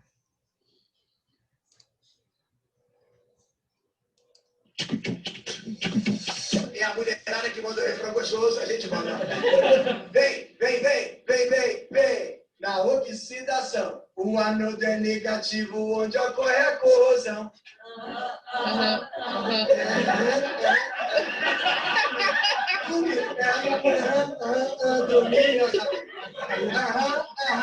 Esse é o refrão, olha isso, solta isso aí. Vem, vem, vem, vem, vem, vem. Na oxidação, o ânodo é negativo, onde ocorre a corrosão. Gente, quer repetir? Gostoso. Vamos voltar, beleza? Vem, vem, vem, vem, vem, vem. Na oxidação, o ânodo é negativo, onde ocorre a corrosão. Eletrodo corroído, concentrando a solução. Os elétrons vão partindo pro cato do boladão. E o Nox vai subindo, beijando o coração. Direto, mas assim, eu não conheço um punkzinho que não tem um batidão, né? Então, tudo começa com batidão, a mulherada já treinou o refrão, a rapaziada tem que soltar o batidão pra gente cantar com força, virar e fazer questão. Batidão aquele clássico do funk, é assim, assim, ó. É isso, solta aí, ó. Vai, rapaziada, solta aí. Vai, Bruno. É isso aí, vamos soltar, vai. E antes de começar, não para no real, não, antes de começar, todo punkzinho sempre tem aquela entradinha, né? Que eu mando assim, ó. É uma entrada forte, e coloco, ó. Oi, bota a cara, não se espanta, vai sair do desvio. Como é que não me deu pouco? Só tem minha filha. Os moleques são zarados, são por à disposição. Nosso bonde é chapa quente, o conteúdo é pesadão. E aí a gente vai pensar assim. Vai assim. Bate na palma da mão. Bate na palma da mão, DDP é positiva e espontânea reação. Bate na palma da mão, bate na palma da mão, DDP é...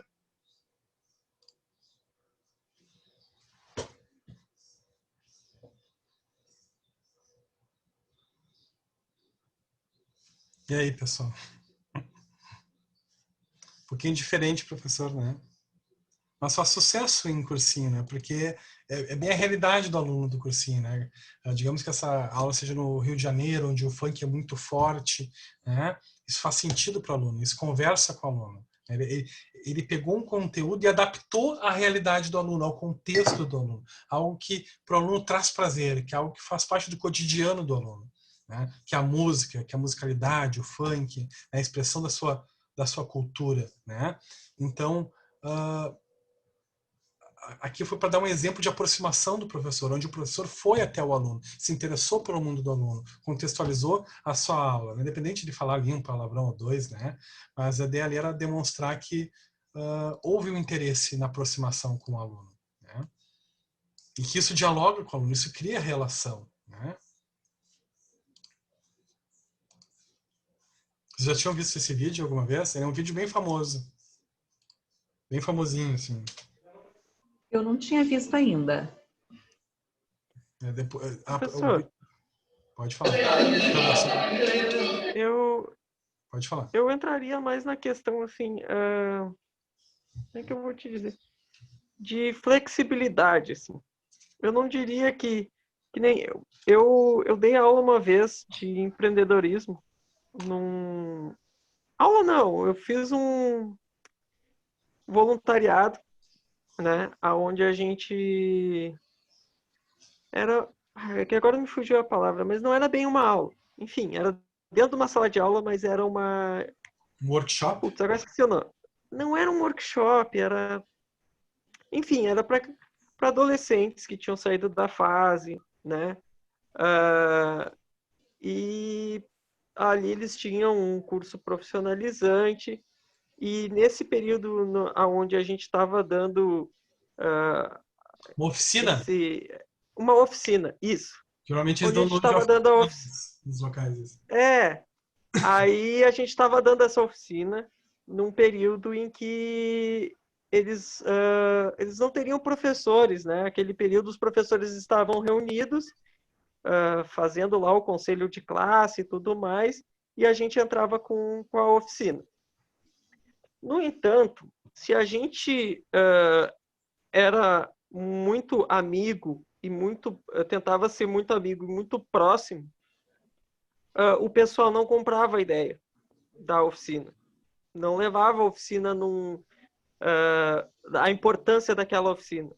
Eles não faziam as atividades que tu propunha, eles não levavam com seriedade. E quando tu era mais duro, mais rígido, né?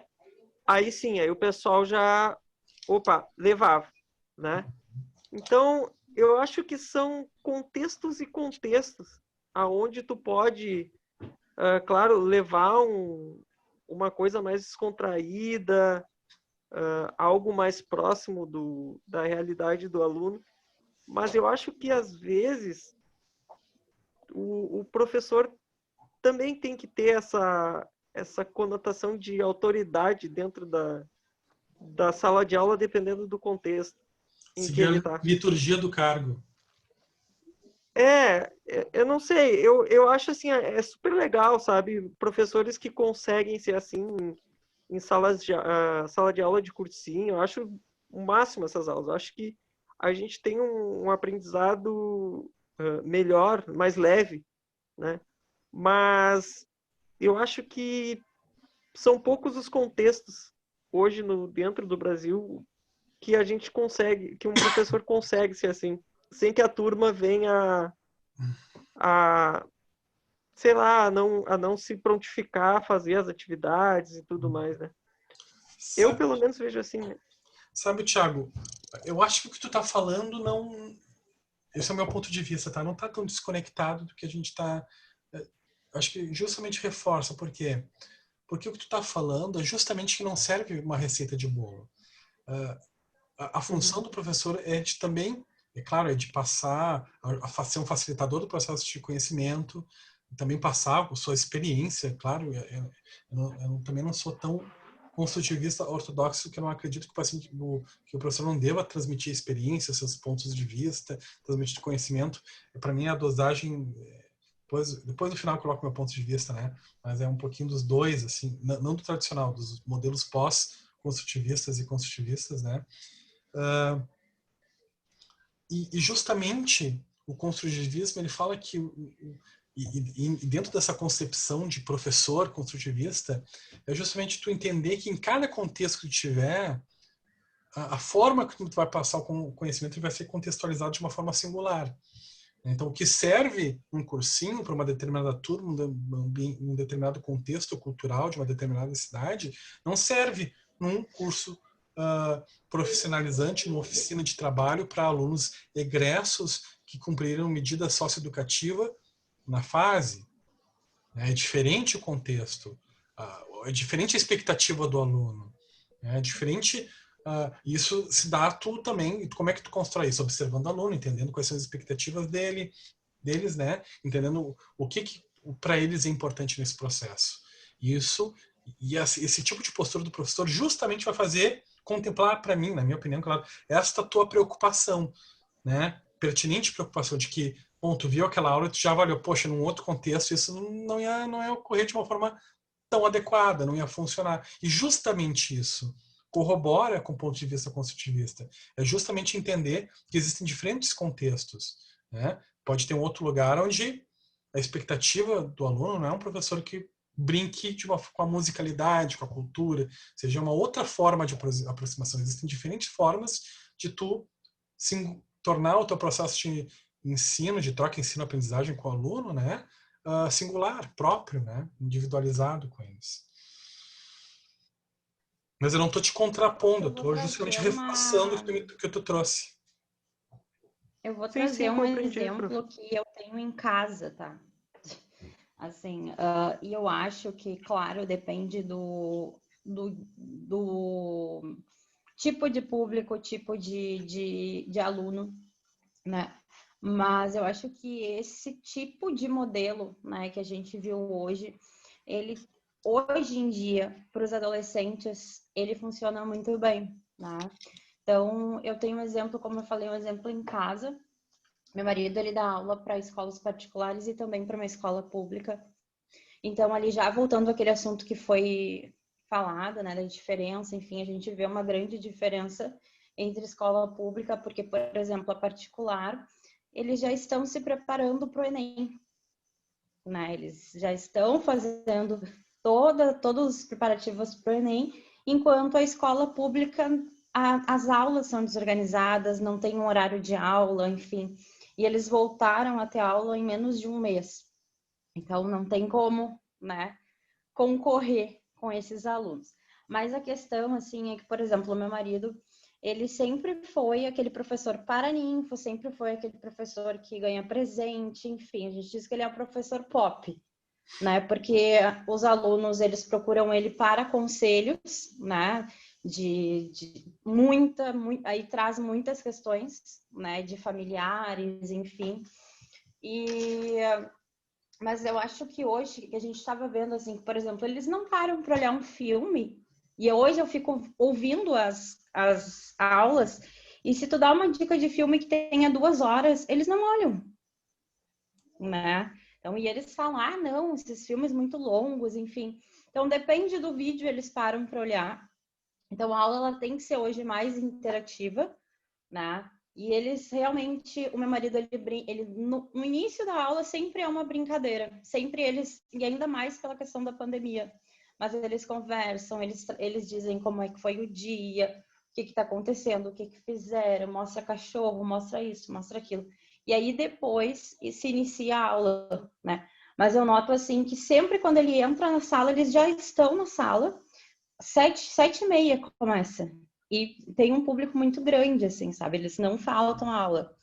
E aí tem essas questões, porque ele dá aula de filosofia e sociologia, que normalmente a lembrança que a gente tem é que são aulas chatas, né?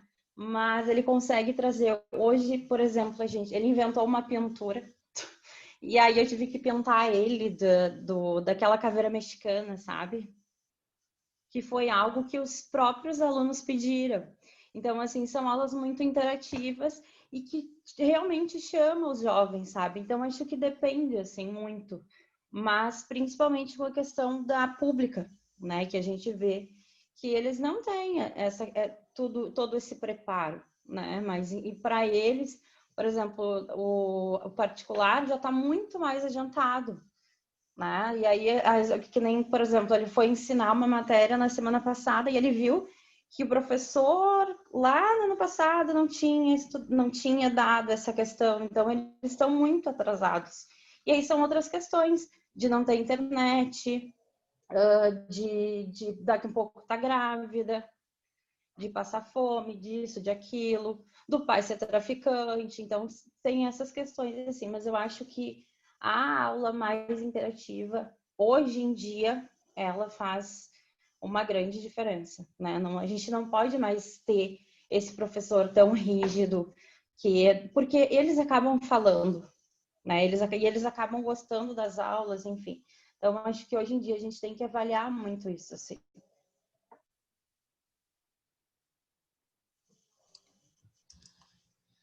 Ótimo. Bem interessante. Tu sempre fala do teu marido, né? Eu fico curioso para conhecer, né?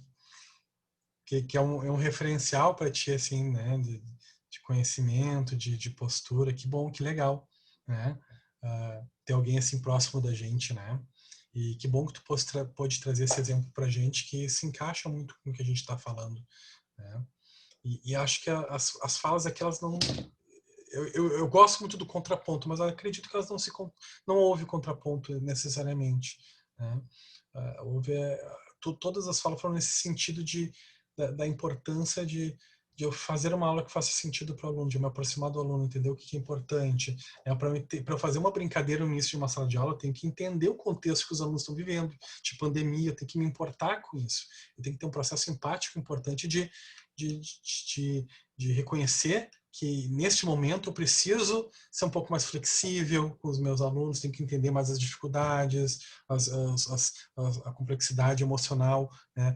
Porque cada aluno, e como o aluno vai manifestar, né, esse processo de adaptação a esse isolamento social, o cerceamento de relações sociais, dificuldades financeiras inerentes de tudo isso que a gente está vivendo, e como é que eu contextualizo a minha aula nesse processo, né? Então, por exemplo, uma das saídas de todas, né, toda a metodologia que eu... Perdão, Roberta, o nome do teu marido? William. O que o William, né, trouxe para a aula dele foi ter um momento no início de transmitir esse conhecimento, e trabalhar a relação de uma forma mais lúdica, com uma brincadeira, enfim, para quebrar um pouco o gelo, tirar um pouco a tensão, né? Então, isso é disso que a gente está falando, né?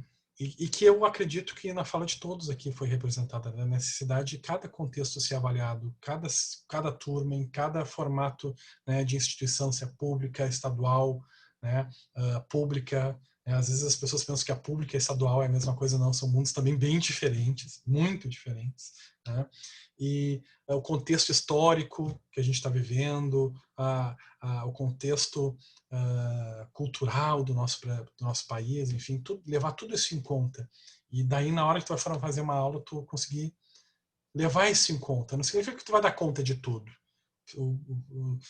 Embora eu acredito que o professor público, estadual, enfim, o professor no Brasil tem que ser um pouco herói, né?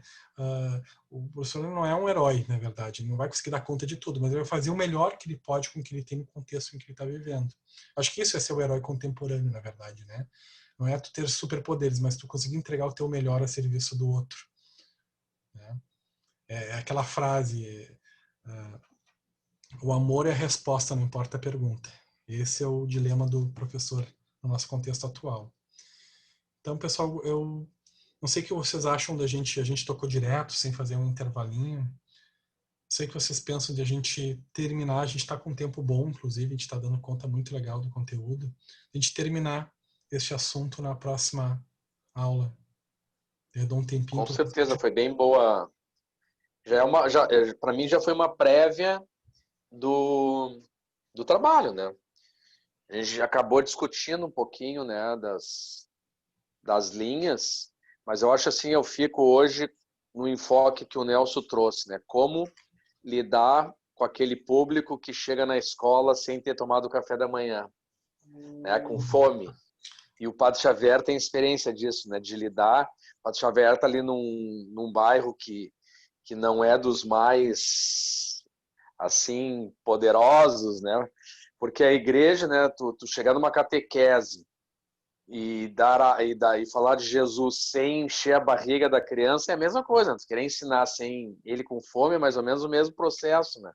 Quando eu trabalhei com criança, a minha primeira preocupação era fazer comida para que elas pudessem comer, para depois a gente pensar em alguma atividade, né? Então eu acho que o grande desafio, né, o educacional hoje ele está muito centrado no social, né? Muito. E falando ali em social também, né, do César que tu colocou, é o básico da social ali mesmo, né? A sociedade se transforma. O aluno de 20 anos atrás não é o mesmo aluno de hoje. Então, o professor de 20 anos atrás não pode ser o mesmo de hoje. Muito bem colocado, Nelson. No próprio case que tu trouxeste, né, Luiz? O professor de matemática com aquela grande dificuldade, ele já estava há 20 anos na instituição. Talvez esse fosse o maior desafio, né? Dele poder ter se atualizado para poder desempenhar um papel um pouco mais atraente, né? Porque realmente, se for aplicar para o jovem de hoje, para o adolescente de hoje, para a criança de hoje, aqueles métodos de ensino que eu tive, por favor, né? E saber o que Na própria faculdade, as pessoas nem acreditam, eu fiz Fortran, as pessoas nem sabem o que é Fortran. Né? Cartão perfurado, errava um furinho ali no cartão, o programa não rodava e o trabalho estava errado, imagina. A Marina fica pensando, mas o que é isso, César? Tu tá louco? O que é cartão perfurado? O que é Fortran? É o que eu tive na PUC quando eu estudei de informática, entendeu? Um troço que hoje eu fico pensando, mas como? Por isso que eu tive depois dificuldade, porque não me atraiu em nada, foi uma decepção, uma tragédia. Eu sempre errava um furo, eu nunca consegui rodar um programa correto, porque sempre tinha um furo errado no meu cartão. Parece até cartão piada, perfurado, né? Hein, César? O cartão perfurado foi o que o HD substituiu, né? Foi, mas então, uma coisa assim traumática para mim, Thiago. Eu sempre, quando falo em traumático, eu me lembro do teu irmão, né? A história do teu irmão é fantástica, porque é isso, meu, se a gente não tem a confiança, perde a confiança de alguma forma, ou tem algo assim traumático, isso, cara, interfere em todo o processo da gente. Tá louco? Sim. Com certeza. O Padre Xavier deve estar bem feliz, né? Seguindo o líder. Olha a cara dele. Então, não adianta ficar com essa carinha, não, Padre Xavier. Tô só no seu bico aqui.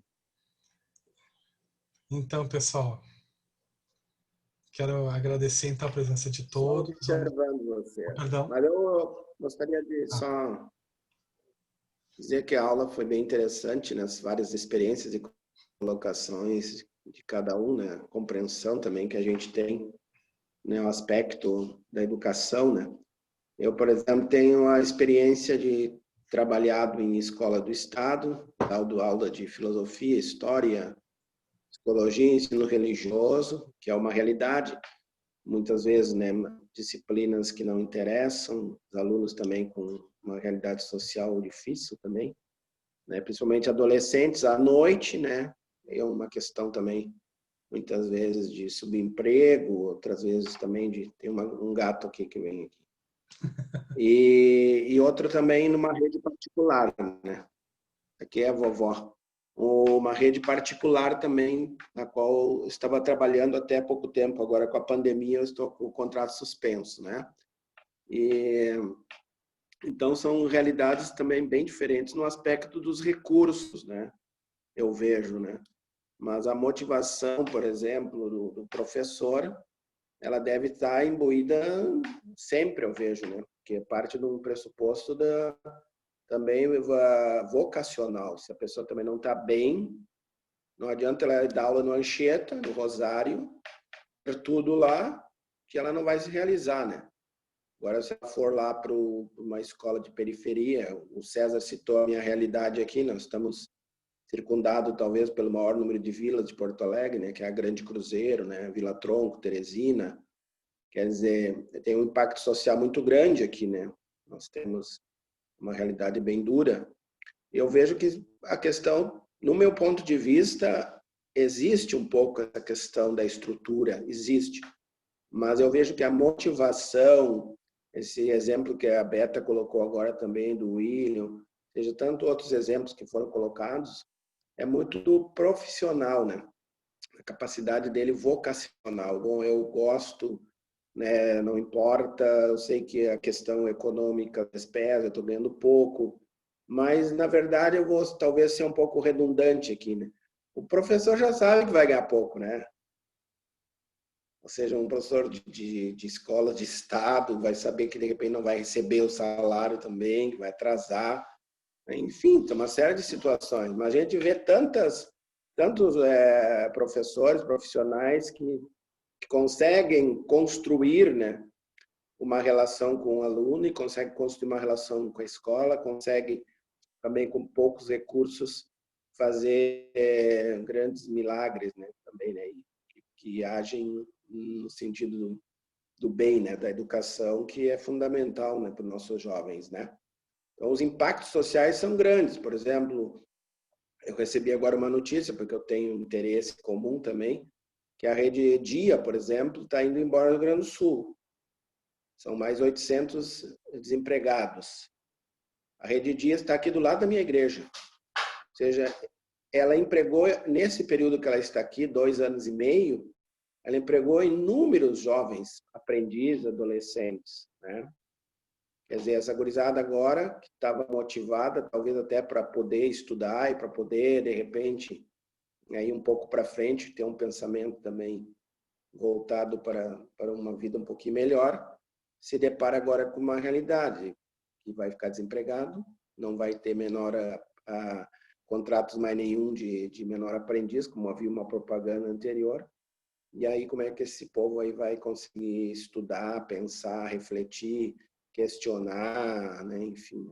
Então, ou seja, né? não é mas são realidades bem difíceis, mas acredito que o profissional ele faz a diferença, né? Ele faz a diferença. Quando ele quer, ele faz.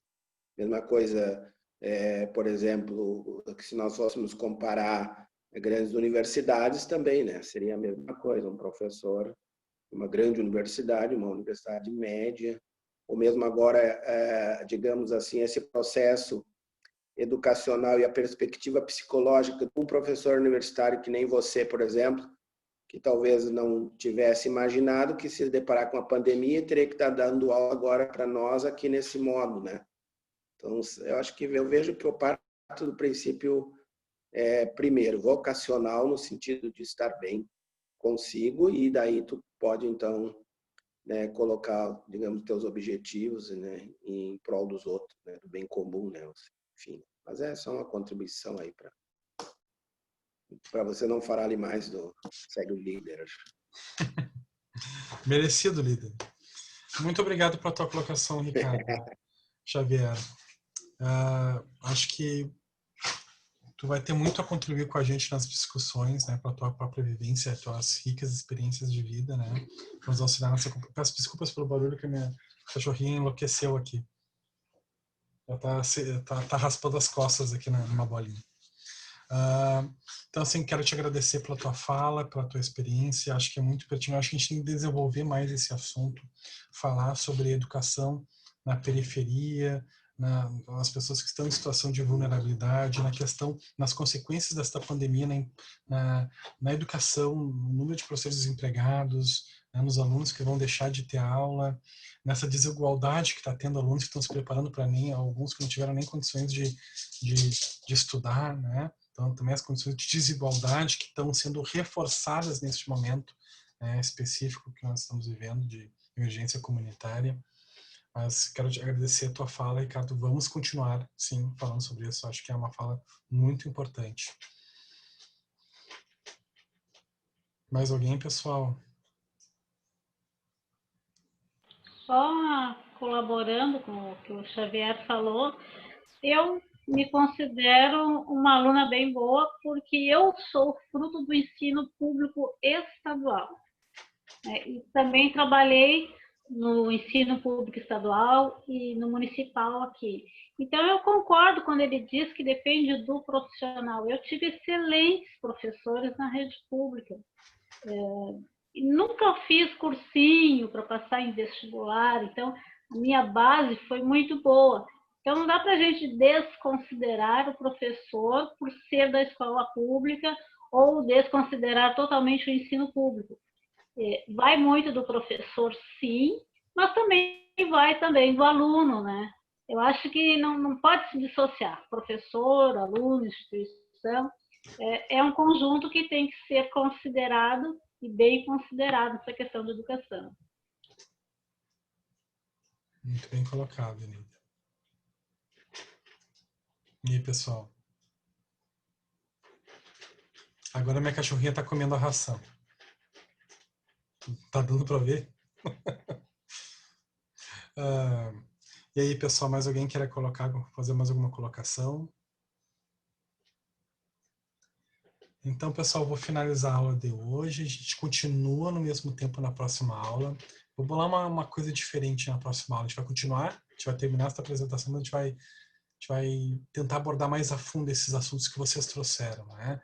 Do contexto, da diferença da escola estadual, da pública, da privada, né? E os desafios inerentes desses contextos, na docência e das instituições, os processos de ensino-aprendizagem que ocorrem lá. Vamos tentar explorar um pouquinho mais isso. Tá bom, pessoal? Quero desejar um bom descanso para todos, tá? E nos vemos semana que vem. Obrigado pela participação de todos. Boa noite. Tchau, tchau. Boa noite, pessoal. Boa noite. Boa noite.